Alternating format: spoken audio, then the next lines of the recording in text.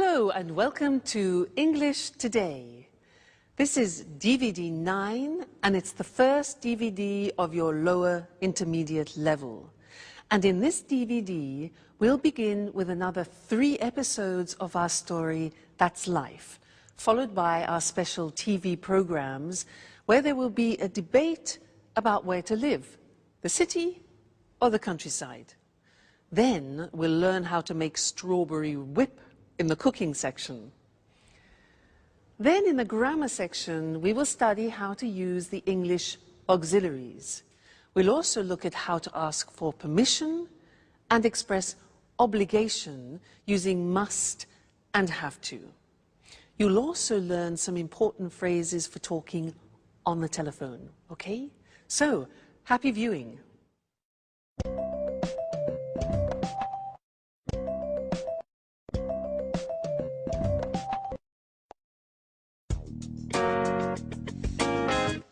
What horrible weather. I hate it when it rains. So what are we going to do today? It's a perfect day for tidying up. I enjoy putting the house in order when the weather is bad. By the way, look at the mess.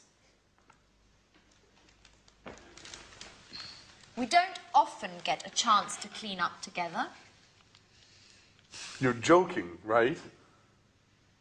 I hate cleaning the house. Don't you have any better ideas, Anne? Just a little bit of tidying up. Anyway, it was just an idea. And not a bad idea at that, in my opinion. Sorry, that idea is bad. What else do you suggest? Personally, I enjoy doing something more exciting than vacuuming and doing the dusting. Why don't we play a game? What kind of game? How about playing cards? No, I hate playing cards. It's so boring. Let's see what's on TV. Cartoons, soap operas, political talk shows. There's nothing interesting on. Shall we go for a walk? I like walking in the rain. Why don't we take a walk to the new bakery in Piccadilly? What do you say? Are you crazy? It's raining out. Well, you know what the traffic's like when it rains.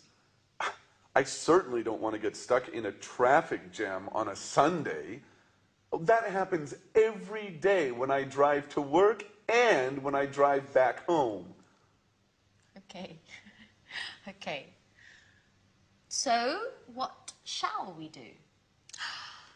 If you want, I can read your fortunes using the tarot cards. Aren't you interested in what the future holds? That's your favorite hobby. No thanks, Alice. Let's not think about the future. I prefer the future to remain a mystery. Well, I prefer to be prepared if something is going to happen. I don't like surprises. So, sit here. I'll tell you who you are and what your future holds. You know what I like to do on days like this? Nothing. Totally relaxing, doing nothing. I agree with you, Jack. Total relaxation. Now that's a great idea. And maybe eating something nice and tasty. Huh, Anne? Why don't you prepare us one of your lovely lunches?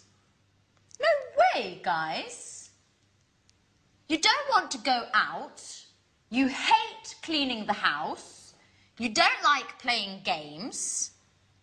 So, in other words, you want to do nothing while I have to cook. And do you know what I say? I also enjoy doing nothing. That's what I'm going to do.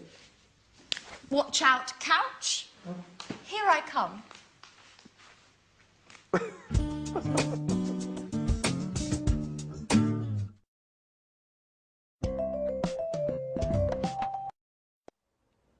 Hello and welcome back to English Today, that live TV program where you can learn the English language. And in this lesson, I want to do some revision on the things that people don't like about the English language, the auxiliaries. Now, the exercise is simple. We're going to look at some of the auxiliaries that we've learned up to now. What are they? Well, we have learned am, is, are, do, does, and did. When do we use them?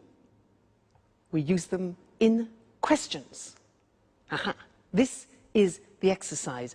I have here some sentences in the positive form, and I want you to make questions using these auxiliaries.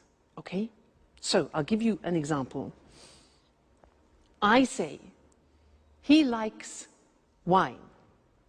You start the question with what? What? He likes wine. Now, this is the simple present tense. So, which of those auxiliaries do we need? Am, is, are, do, does, or did? Simple present tense.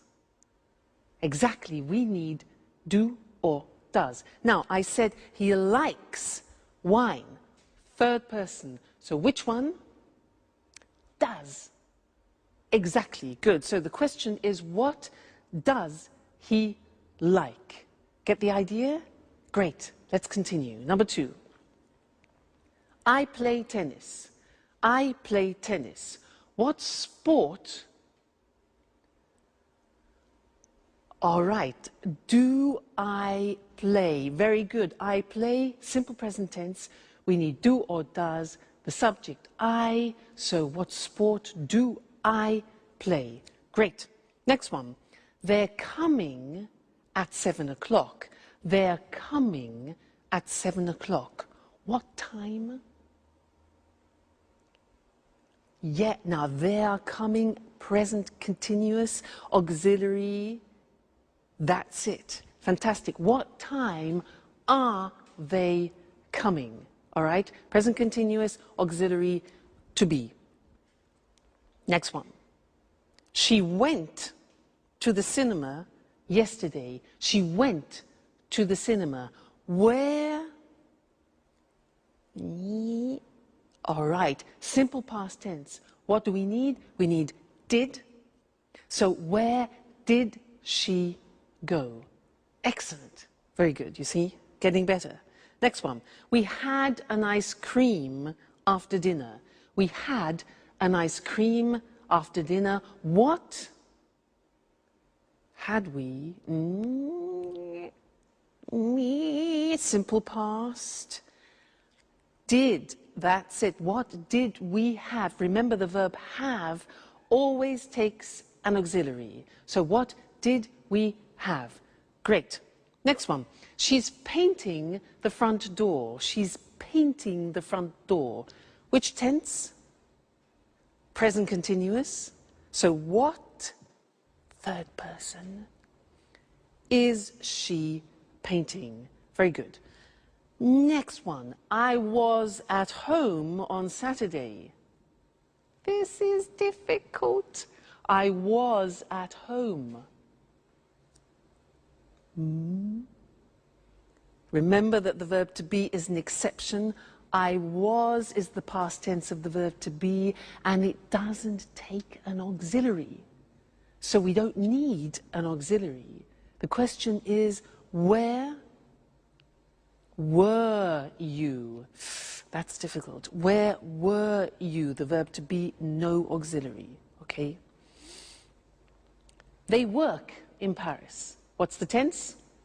Simple present. Good. Where do they work? Excellent. And the last one, I'm living in Florence. I'm living in Florence. Where are you living? Fantastic.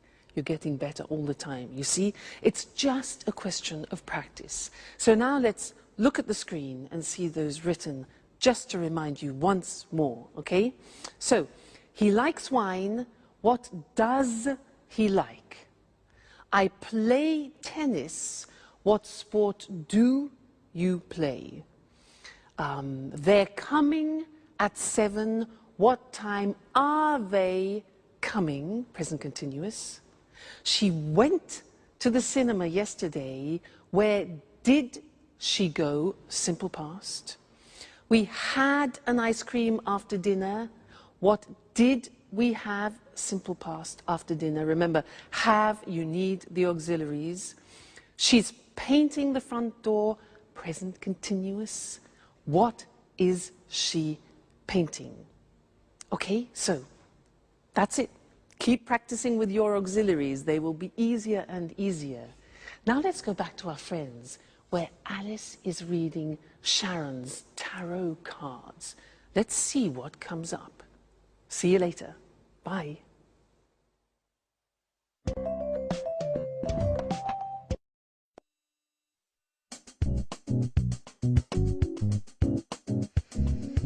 Yeah, I see.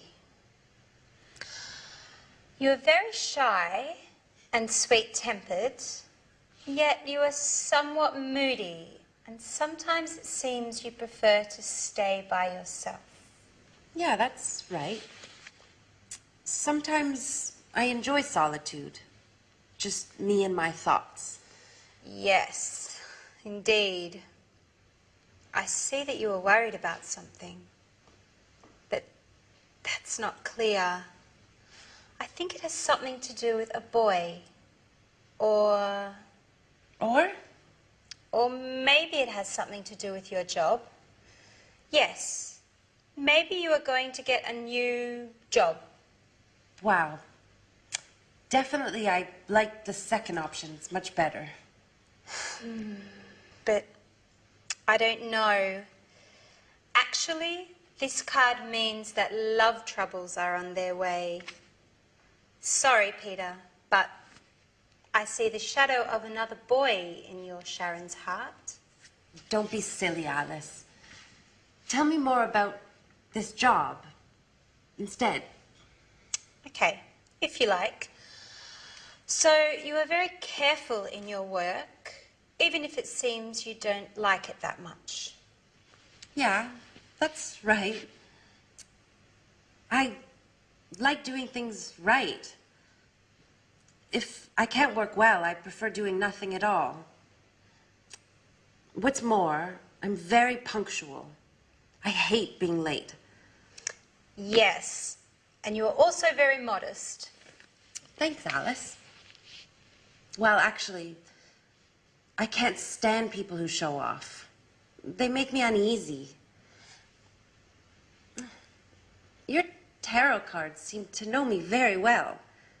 Well, you know, tarot cards never lie. That's why I want to investigate more about this mysterious boy. Come on, darling, they're not always right, are they? Yes, they are. I swear it. They always tell the truth. Oh, come on, girls. Stop it. How can you spend the whole afternoon talking nonsense? Why don't we do something more interesting? Why don't we all stop doing nothing and go out? Look, it has just stopped raining. How about strolling in the park? Yeah, that's a great idea. Let's go.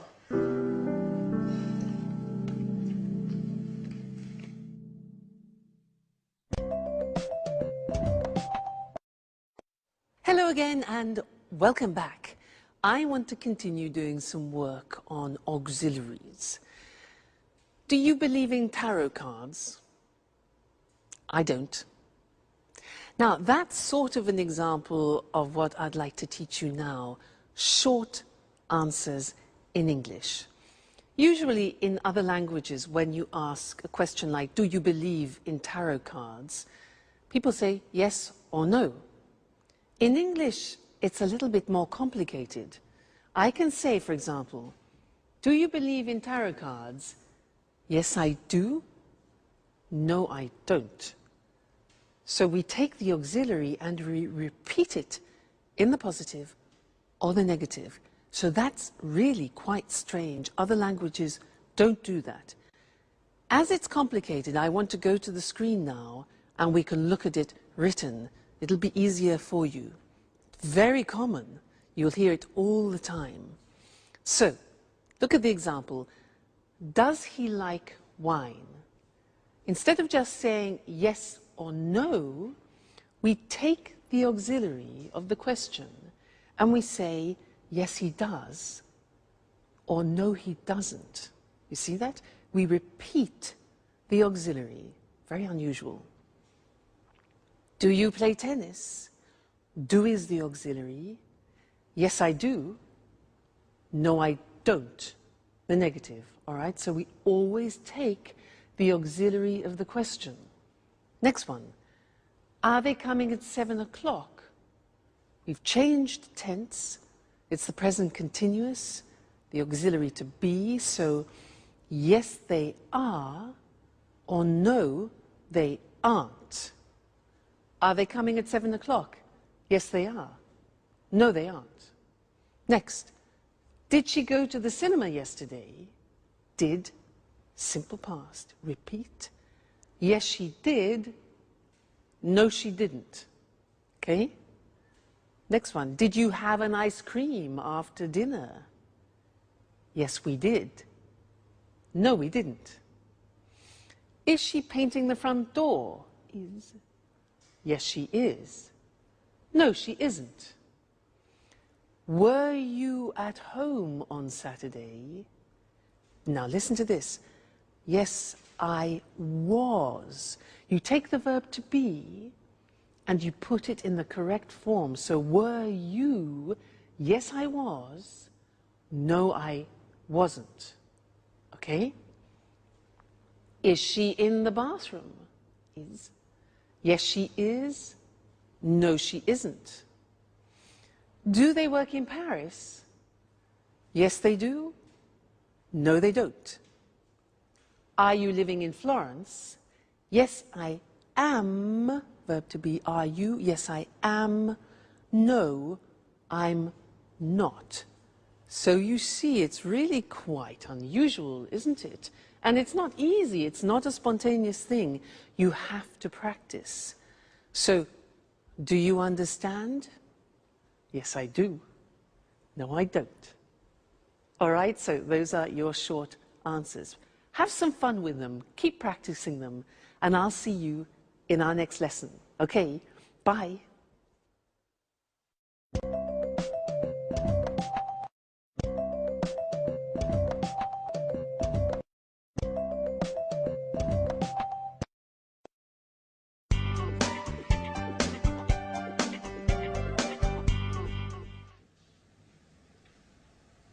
Hello, this is Anne Baxter from Red Bear Publishing. I'm looking for accommodation for an American writer and his agent. They're coming to London in 2 weeks' time. Could you tell me a little bit about your hotel, please?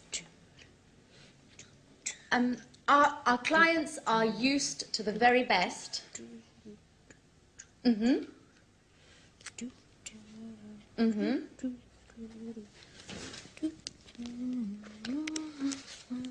And do you also have a swimming pool? A sauna? Great. And as far as entertainment is concerned, do you have a lounge with live music?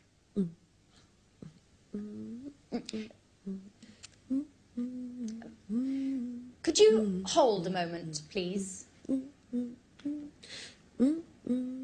Sharon, stop humming, please.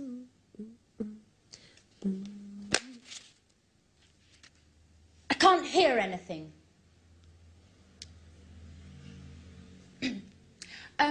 Okay, well, thank you very much for your help.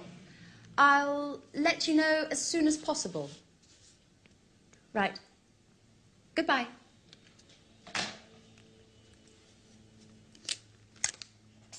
What are you doing, Anne? My boss asked me to book rooms for 2 of our most demanding clients. Well, they would like a quiet hotel near our publishing house. Oh, and of course, with all the creature comforts. So I'm making a few telephone calls.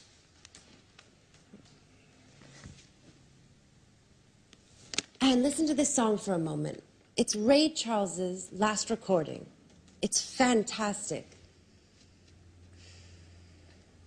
I've got a lot to do, Sharon.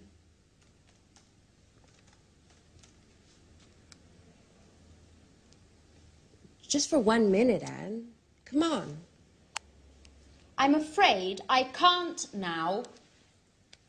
But just, why don't you go over to Alice's? She's having a shower. You know, when Alice gets in the bathroom, she takes at least 2 hours. Well, do whatever you want. Just, please, get out of this room. Anne, what's the matter today? Why are you treating me so badly? That's enough, Sharon. I know everything about it. Everything about what? That you've got a lover. A lover? Are you going crazy, Anne? Oh, don't try and pretend with me, Sharon. And I call you a friend. But it's the truth. Uh-huh. And who is my romantic lover, by the way? You know. I'm talking about Jack. Jack? What are you talking about? The photograph. The one where you and Jack are kissing. It's not what you think, Anne. Uh-huh. So you tell me. You know, a picture says more than 1,000 words. That photo is from 3 years ago. We were engaged. Or what? But you and Jack were engaged. I know. I know. I wanted to avoid stupid gossip. And also because of Peter. So now you're telling me that... Well, I can't believe it. I know. I didn't want to hurt your feelings. See, now you're angry with me. That's why. Well, you're right, Sharon. I am mad at you. And now I look like a fool. I'm sorry, Anne, really. No, my hair! What's going on? My God, It's Alice. no. Come on, let's go see what's happening. Alice, quickly! Help! My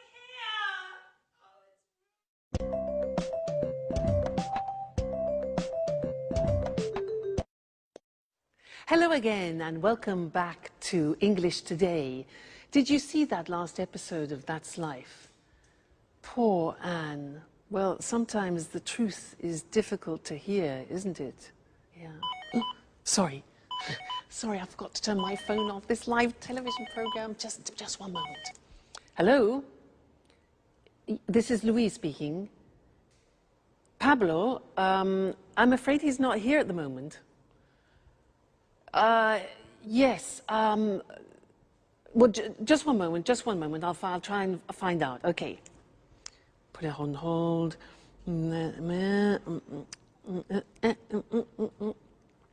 Hello? Yes, hello.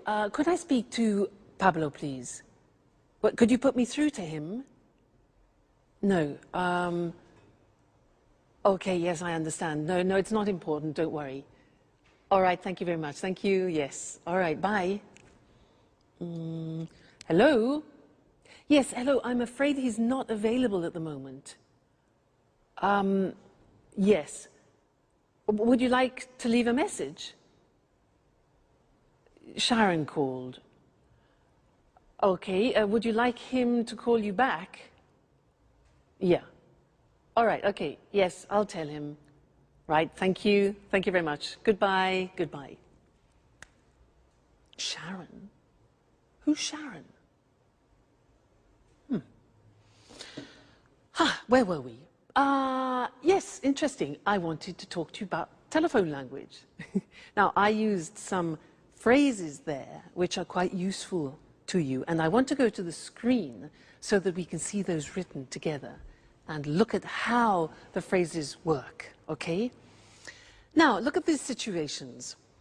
When you don't understand someone on the telephone, what do you say? Can you repeat, please? No. No. If you ask somebody, can you repeat, please, it's like asking them to vomit. Why? Because there is a small word missing, a very important one. In English, you must say, can you repeat that, please? Very important. Many people make that mistake, and they ask everybody to vomit on the telephone. So remember, can you repeat that, please? Good. Next, when, for example, imagine that you are on the telephone and you want to write something down when the person is speaking. So you want them to... Okay, good. So you stop them. Just a minute. Just a minute. This is difficult. We say in English, I'll make a note of that. Okay? Just a minute. I'll make a note of that. I'll make a note of that. Snap decision. All right? Next one. Imagine you're on the telephone and somebody knocks at the door when you're speaking. Now, you have to say, What can you say? Yeah, so just a minute. We say, I'll be right back. Now that means that you're going somewhere and coming back then quickly. So just a minute, I'll be right back. I'll be right back. Okay? Useful, that phrase. Now, you return to the phone, okay, and the other person has been waiting for you. So you need to apologize for the inconvenience. So you can say, sorry. We say in English, sorry to keep you waiting. Sorry to keep you waiting. So you say, just a minute, I'll be right back. Music, and you say, sorry to keep you waiting. All right? Great. Next thing. You're speaking to somebody and suddenly the other person disappears. Because, disappears. Now, how do you say that? In English, we say, sorry, we were cut off. We don't talk about the telephone line. We say, sorry, we were cut off. Okay? Great. Now, when the line is bad, you know, with mobile phones, often you can't hear properly, especially when you're on the train, sometimes when you're in the mountains, and you hear... Do you know what you can say? We say in English, hello, you're breaking up. You're breaking up. I'll call you back. I'll call you back. So, you're breaking up, I'll call you back, or can you call me back? All right, so those are some of the most important phrases when you're speaking on the phone, but we will be looking at more telephone language because it's very useful for you, and it's a bit unusual. You need to practice it a lot. Practice in the bath, for example. I'll be right back. I'll be right back. So that way you don't panic when you answer in English. All right? Great. So I'll see you in the next lesson and we'll look at some more telephone language. Bye.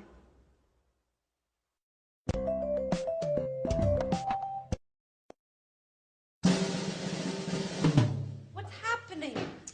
Alice, why are you screaming? My hair! Look!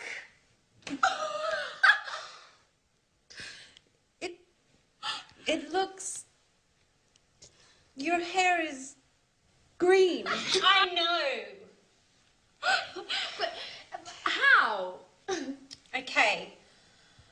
imagine this. I'm washing my hair. Well, colouring my hair, actually. I want to change my look. My mobile rings. It's Tom. He's telling me all about this great party yesterday evening. I'm listening to his story and I don't realise the time flies. More than an hour. It's always the same old story, Alice. Anyways, green suits you. It looks very original. Very unique. Just like you. Well, Alice, don't be offended, but you look like a frog. Thanks, Anne. That's the nicest compliment. What shall I do? Well, why don't you call a hairdresser and make an appointment? And in future, try to avoid changing your look.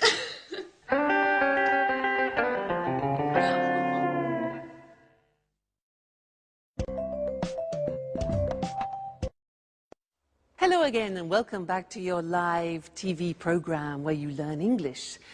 And in this lesson, I want to go back to look at some more telephone English because it's really not that simple. We have special phrases that we use when we speak on the telephone in English.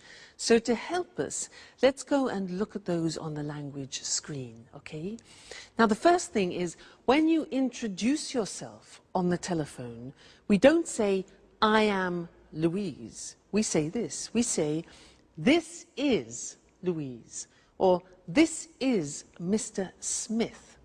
Now that's really quite unusual and different to other languages. So, hello, this is Mr. Smith. Or we can say, hello, Tom speaking. Tom speaking, Louise speaking. Okay, so don't say, hello, I'm Louise.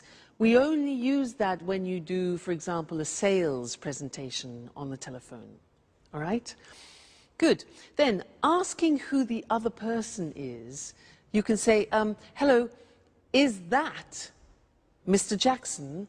Is that Mr. Jackson? So it's like, this is that Mr. Jackson? Hello, is that Peter speaking? And not, hello, are you Peter? Okay, is that? Good. Now, you want to ask to speak to another person. So what can you say? Well, you can say, hello, I'd like to speak to John, please. I'd like to speak to John. Or you can ask the questions, can I speak? Could I speak?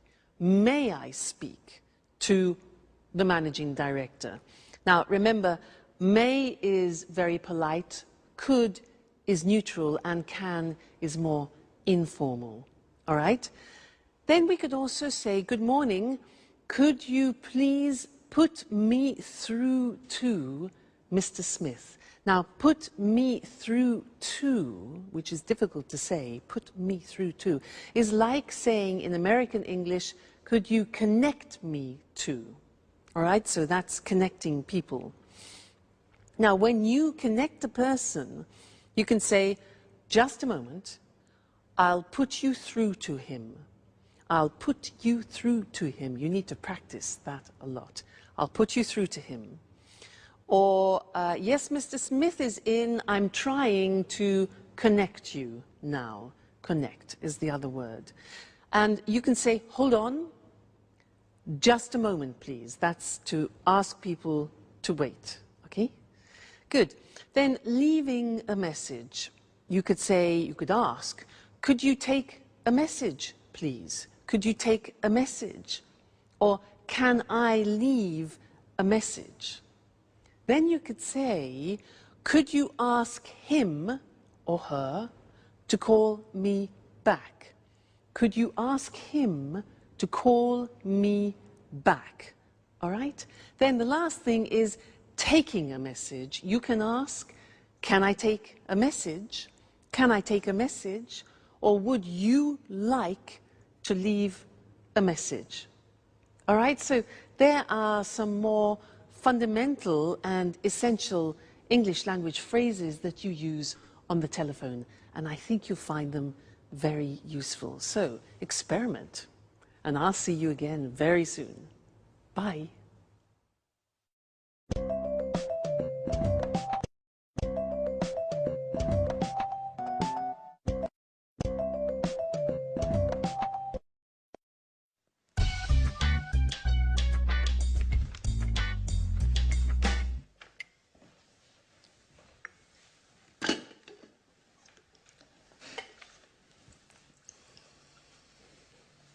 Good morning, everybody.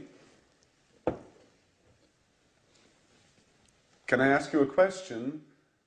Yesterday evening, I got... Sorry, Jack, I can't listen now. I've got to get to work.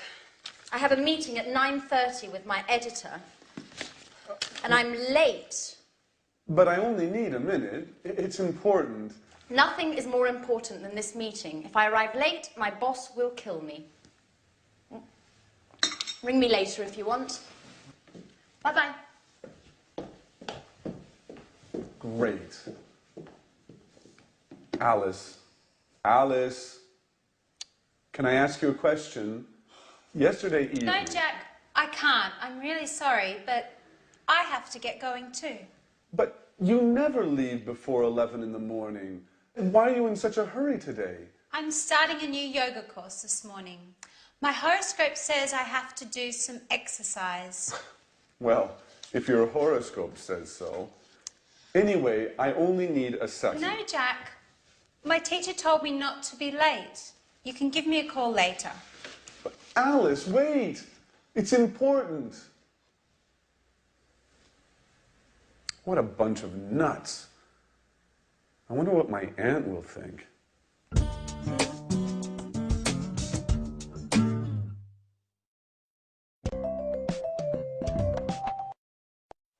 Hi again.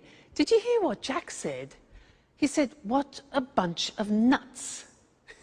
Do you know that expression in English? Because nuts has a couple of meanings. Nuts are the things that you have in an aperitif, but it's also a way of calling somebody a crazy person. You say, you're a nut, means you're crazy. Okay, I just wanted to clarify that for you. He also said, can I ask you something? May I ask you something? He wanted the girls to listen to him, and they weren't paying any attention. And I want to talk to you about these words, which are may, could, and can, because they are the three forms that we use when we ask for permission. So what's the difference between them? Now, if I say, excuse me, may I open the window because it's hot in here, may is used in more formal situations. If I use could, it can be used in any situation. It's neutral. So, for example, could you lend me your pen?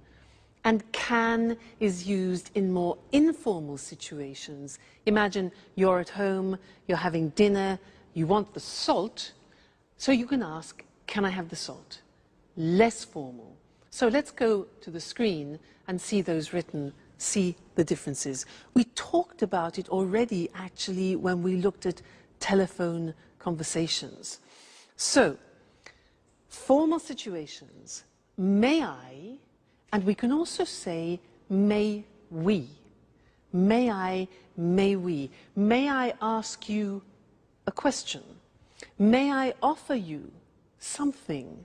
And may I have this dance? So remember, may for formal situations, it's very polite, okay? Then could for neutral situations, which means you can use it in any situation, really. Could I use your phone, please? Could I change the appointment? And could we meet later? All right, so very useful verb. It's good in all situations.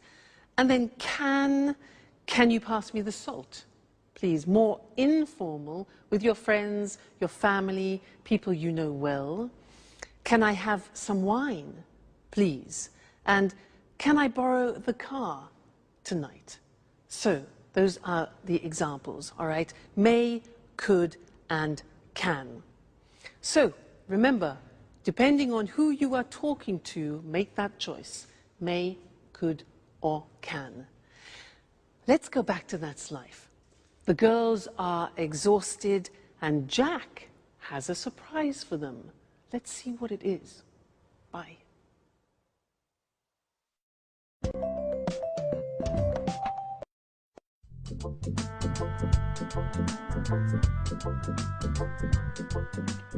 What a day. I'm exhausted. Me too. All of my muscles are killing me. What is there to eat, Anne? Well, we can make a sandwich. That's about it. The fridge is practically empty. Jack, is that you? Who's that with him? Hi, everybody. This is my Aunt Carolina. She came all the way from Bologna to see me. She'd like to see how I'm getting along. Well, good evening. Jack, why didn't you say anything? I should clean up. Look at the mess. Well, everybody was in such a hurry this morning. I tried to telephone you, but your mobile was off. And Alice's mobile just rang and rang. I imagine you left it at home again as usual, Alice. Well, I guess so. Good evening. It's a pleasure to meet you. Well, well, only girls, eh? So, you are Alice. Alice, the interesting one of the house. And you are Anne, the housekeeper. Please, Aunt Carolina. So that's how you describe us. Come on, Aunt Carolina is only joking, right? And this is the wonderful house. Well, yes. But it's usually tidy. It's still very charming. Thank you. May I offer you something? Would you like to have a glass of wine, maybe? Yes, thank you, I would. Alice, could you get a bottle of wine, please? There isn't any wine. Anne, there isn't any wine. There isn't any beer. We have to do the shopping. Oh, well, I'm terribly sorry. It's not usually like this, but today was very busy. Do you know what? Let's go out for dinner. Oh. What do you say, Aunt Carolina? That sounds good to me. Excuse me, do you go out dressed like that? Maybe you should get cleaned up a bit? Yeah, you're absolutely right. Let's get ready to go out on the town. May I ask you a question, Jack? Of course, Aunt Carolina. Shoot. Do you really think it's such a good idea to live together with all these women?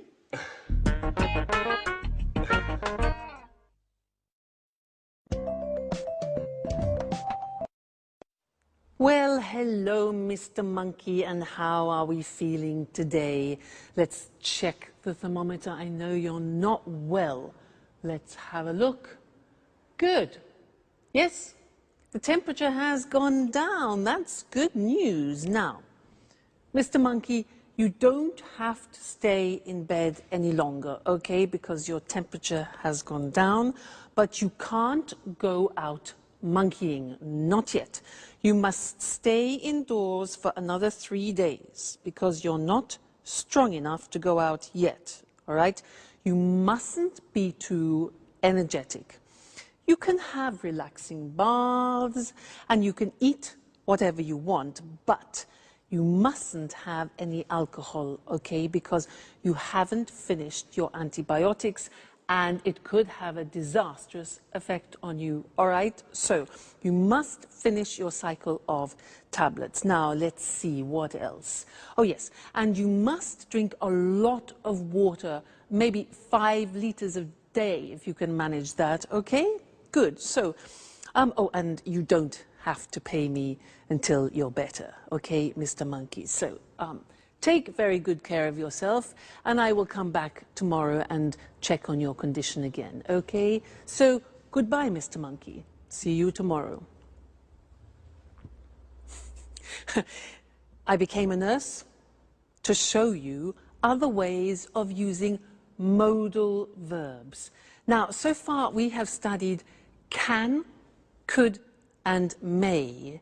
And these are verbs which help to change the meaning of the verb which comes after. They're called modal verbs. And here we were using verbs of obligation. Very interesting. Let's look at the screen and see those.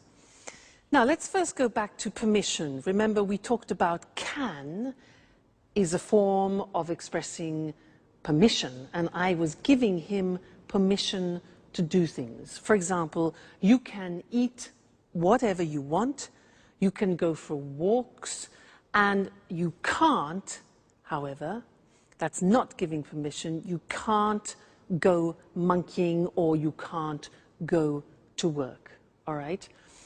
Then I talked about obligation, and this is very interesting. I used the verb must. Must followed by an infinitive without to. So, for example, you must finish the tablets, you must relax, you must stay at home for 3 days, and you must look after yourself. Now, that in English is how you express obligation, something which is you are obliged, forced to do, all right? It's a strong verb in English. Now, the opposite, mustn't, means prohibition. If you do that, okay, so very strong verb. You mustn't drink alcohol. You mustn't do anything energetic. And you mustn't jump about, all right? So must and mustn't. Must, obligation, mustn't, prohibition. Then I said something else. I said, you don't have to stay in bed. Now that's very interesting because that's optional obligation. And it's the same as saying you don't need to stay in bed. You don't have to stay in bed. It's optional. Or you don't have to stay indoors. I also said, you don't have to pay me. It means it's not necessary. So that's optional obligation with have to. So that's an important lesson. Must, mustn't, and have to as different ways of expressing obligation. Great. So now you have to study more English. You must read and watch your English lessons, okay? And I must see you again next time. Okay then, goodbye.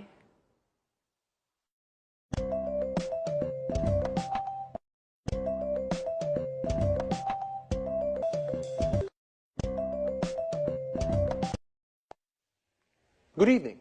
Welcome to this week's edition of Let's Talk, our discussion program with our commentators, Tom and Marie. How are you?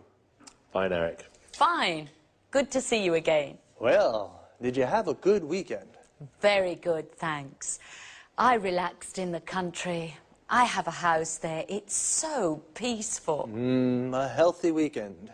And you, Tom? Well, I had a great weekend too. I stayed in the city and it wasn't peaceful. I went out a lot and made some new friends. Sounds like a good weekend to me. So, the same old story. A relaxing, peaceful life in the country compared with an exciting life in the city. Where's the best place to be?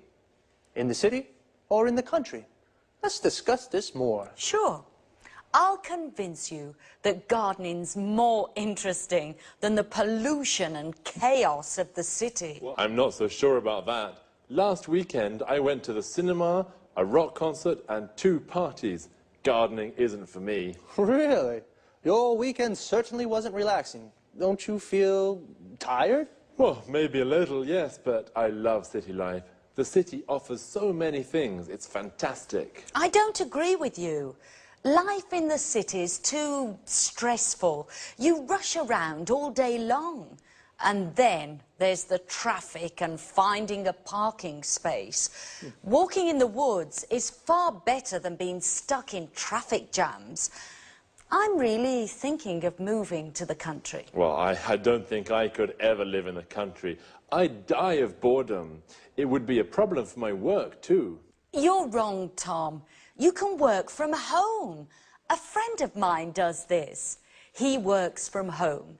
He uses the internet for email and virtual meetings. He goes to the office in the city 2 or 3 times a month. He's got 3 children, and life in the country is great for the family. And he loves gardening too. And gardening is difficult in the city, isn't it? Sure, but country life is so isolating. You don't meet new people. Well, okay, the city is more polluted, more stressful, but country life is so boring. I like meeting new people, making new friends, and in the city it's easy to meet new people. I'm not so sure about that. Whenever I'm in the country, lots of my friends come to visit me. They all complain about the stress of city life, and they really enjoy the peace and quiet of the country. I'm sure that sooner or later, you'll arrive too. Let's bet on it. But if I do come, I'll bring a few friends and maybe we'll have a party. Okay, I'll be waiting for you. Of course, you're invited too, Eric. Oh, thanks, Marie. Okay, this is a good compromise. A less stressful weekend for Tom and a more exciting one for Marie. Well, the city or the country? I think it's difficult to say where it's best to live. It depends upon your taste. The country life is more relaxing, whereas the city life is more exciting. Well, time to say goodbye. Goodbye, Marie, and goodbye, Tom. Goodbye, Eric. Goodbye, Eric. And goodbye to you. And see you again next time on Let's Talk.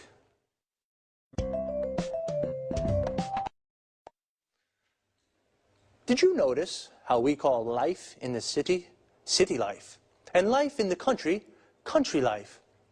City life is more exciting, but also quite stressful. We say something is stressful when it makes you nervous. The traffic in the city is stressful. Traffic is the word we use for cars, buses, trucks, everything on the roads. When the traffic moves slowly or stops, we say there is a traffic jam. Parking in the city is also stressful. It's often difficult to find a parking space to park your car. Notice the verb is to park, and a place where you can leave your car is called a parking space. Usually in cities, there are car parks. A car park is a big area with lots of parking spaces for many cars. Another problem in the city is the pollution. Pollution is the contamination of the environment. For example, the traffic makes the air dirty. In the country, the air is clean and it's easy to park. But Tom says it's boring to live in the country because there's nothing to do. Boring means that it's not interesting. Marie says it's relaxing to live in the country. Relaxing means it makes you feel relaxed. Notice that often the adjectives we use to describe things, places, or people end with ing. The city is exciting. The country is relaxing, but boring. Adjectives that describe how a person feels often end with ed, ed. Tom is bored. In the country. Marie is relaxed. In the country. And stressed. In the city. Marie said that the city, you rush around all day. Rush around means to go everywhere and do everything very quickly. But in the country, you can go for walks in the woods and do the gardening. A wood is an area with lots of trees. The gardening is the work you do in your garden, like watering the plants or cutting the grass. Well, see you.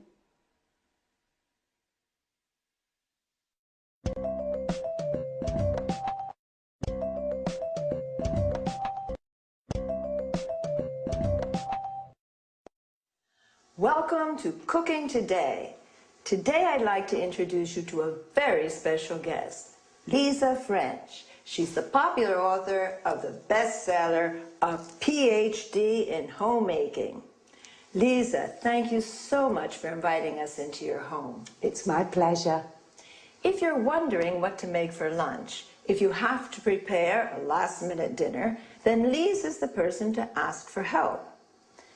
Listen, Lisa, I'm having a dinner on Saturday. Could you give me a tip on a quick and tasty dessert? Of course. You can prepare an easy-to-make dish with fresh strawberries. The strawberry season only lasts a few weeks, so it's worthwhile making the best of in-season berries. And it can be made in a jiffy. Oh, strawberries. I absolutely go mad about strawberries. So let's get started. Just the idea of strawberries makes my mouth water. First, wash, drain and hull strawberries for 4 servings. Then, mash them to a pulp. All of them? No, you have to put aside some good ones for decoration. Okay, then what? Next, whip about half a pint of cream. Then whisk 2 egg whites stiffly and fold into the cream.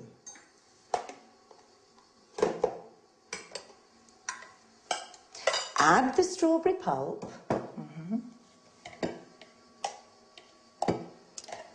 and stir in 2 tablespoons of caster sugar. Does it need cooking? No.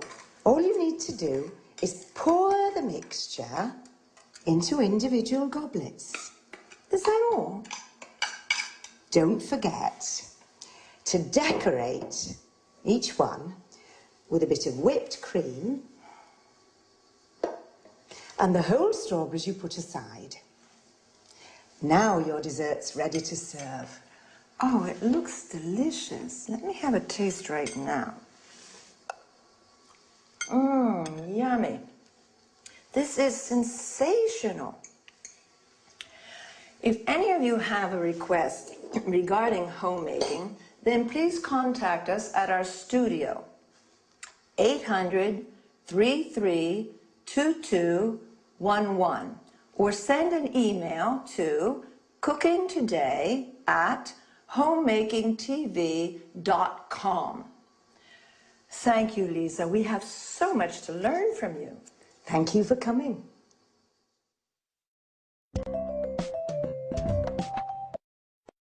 Have you enjoyed the recipe? Well, now let's go over the language used in the interview.